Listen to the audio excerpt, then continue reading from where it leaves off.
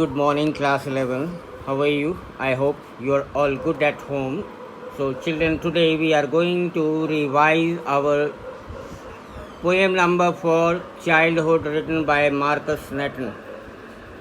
Childhood poem written by Marcus Nathan. बचपन Marcus नेटन द्वारा लिखा हुआ है.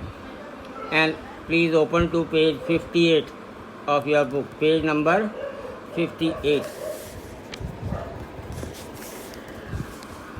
Light has gone. It is always there. It's not the first thing. When I start making a video, the light goes away.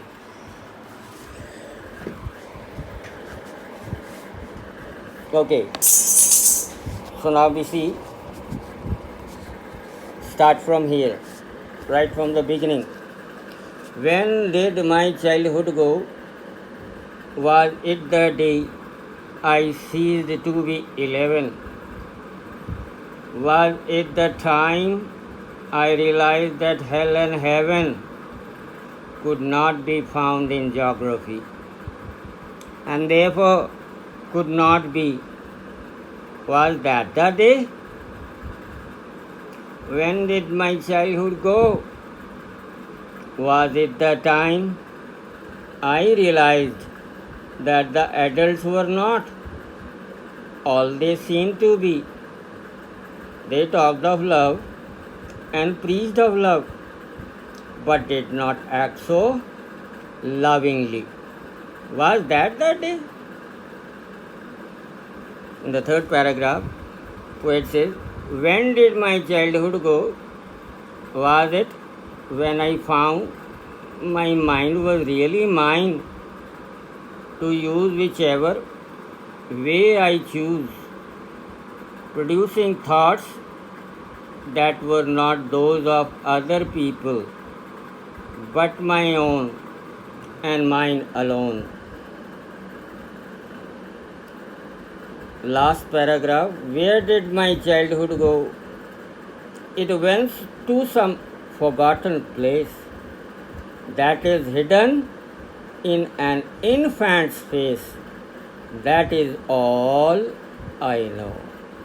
So these 4 paragraphs Marcus Nathan has written in the poem Childhood, and he is craving to learn and memorize about where his childhood has gone and when was it. कब था जब उसका बचपन उसके हाथ से चला, या वो क्या समय था जब उसका बचपन उससे छूट गया, खो गया, दूर हो गया और वो एक व्यसक बन गया. फर्स्ट पैराग्राफ में कहता है कि मेरा बचपन कब चला गया मुझे पता ही नहीं चला. क्या मैं 11 साल का था, और जिस 11 साल की उम्र पे होने पर मुझे ये एहसास हुआ, पता चला कि हेल और हेवन, स्वर्ग और नर्क कोई रहने वाली जगहें नहीं हैं जिनको हम ज्योग्राफी के, भूगोल के मैप पर, मानचित्र पर ढूंढ सकते हैं. जैसे अमेरिका, अफ्रीका, जिम्बाब्वे हम मैप पर ढूंढ सकते हैं, इसी प्रकार शायद उस उम्र में 11 साल की मेरे को ये चीज़ पता चली कि हेल और हेवन कोई जगह नहीं है जिनको हम ज्योग्राफी के मैप पे ढूंढ सकते हैं. क्या वो दिन था जब मेरा चाइल्डहुड गया? When did my childhood go? Was it the time I realized that adults were not all they seem to be? मेरा बचपन कब चला गया पता नहीं. क्या वो समय था, वो टाइम था जब मैंने महसूस किया कि ये जो हमारे बड़े हैं, हमारे जो एडल्ट्स हैं, वयस्क हैं, हमसे जो बड़े हैं, वो जो जैसा दिखते हैं नहीं. बड़े हिपोक्रेट हैं, हिपोक्रेसी फॉलो करते हैं, अंदर से कुछ और बाहर से कुछ शो करते हैं.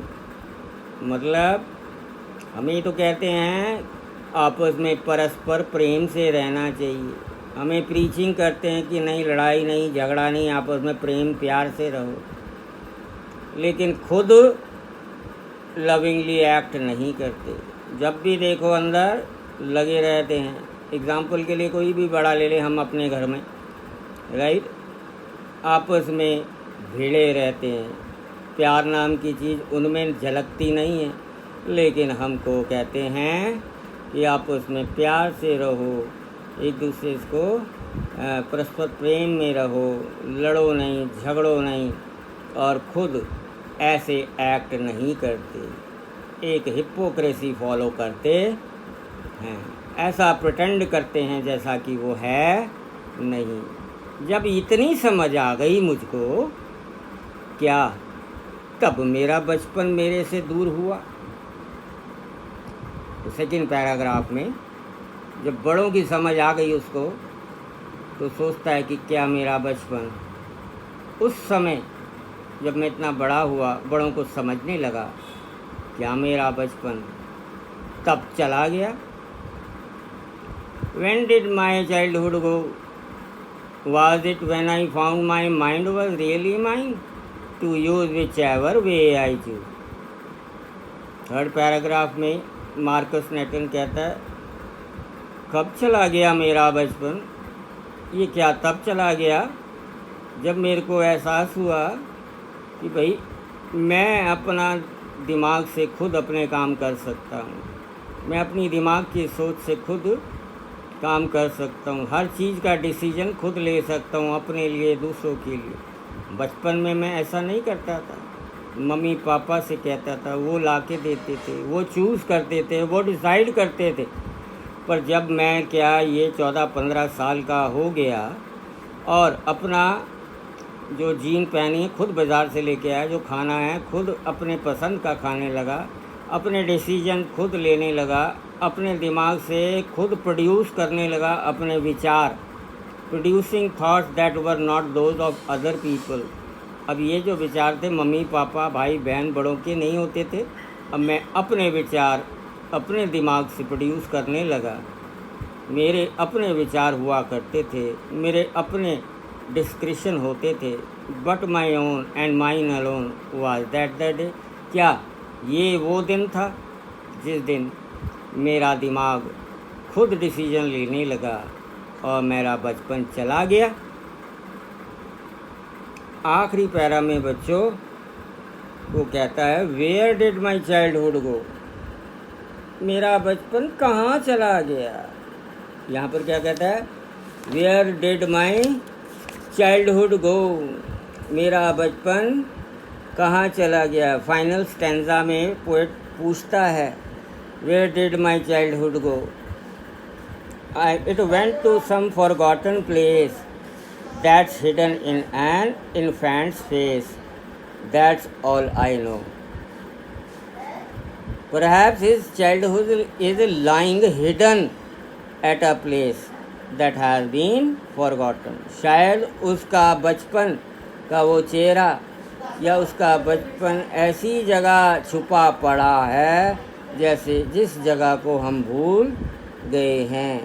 The glimpse of his lost childhood can be seen over the innocent face of an infant.